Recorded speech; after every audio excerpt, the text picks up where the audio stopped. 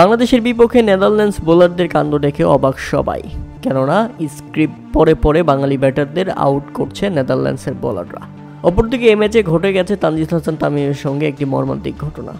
ইনিংসের তৃতীয় ওভারের পঞ্চম বলের ঘটনা ছিল সেটি। বলটি ছিল বাউন্স, সজোরে ব্যাট চালিয়ে দিয়েছিলেন তানজিদ হাসান তামিম, আর বলটি রীতিমতো তার হেলমেটে গিয়ে আঘাত করে এবং হেলমেটে ব্যাপকভাবে আটকে যায়।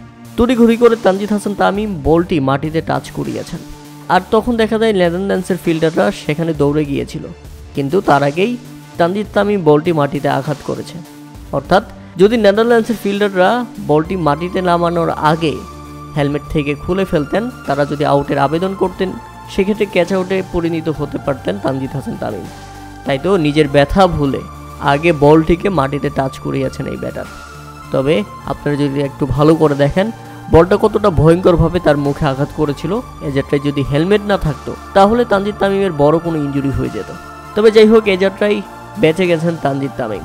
পরবর্তীতে সাধারণ ট্রিটমেন্ট নিয়ে তিনি আবারও ব্যাটিং শুরু করেন। সবেমাত্র ব্যাটিংয়ে 4 ছক্কা মারতে শুরু করেছেন ব্যাটার, আর এই যাত্রায় এই বাউন্স বলটা তাকে গুরুতরভাবে আঘাত করে।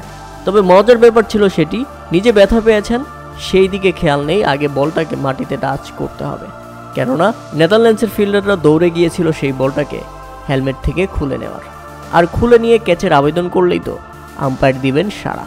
তবে যাই হোক, এই ম্যাচে ব্যর্থ ছিলেন অধিনায়ক নাজমুল হোসেন শান্ত এবং লিটন কুমার দাস। দুজনই করেছেন 1-1 রান করে, আর এই দুজনকে স্ক্রিপ্ট পরে পরে আউট করেছেন নেদারল্যান্ডসের বোলাররা। তাই তো মাত্র 23 রানের মধ্যেই বাংলাদেশ হারায় 2 উইকেট।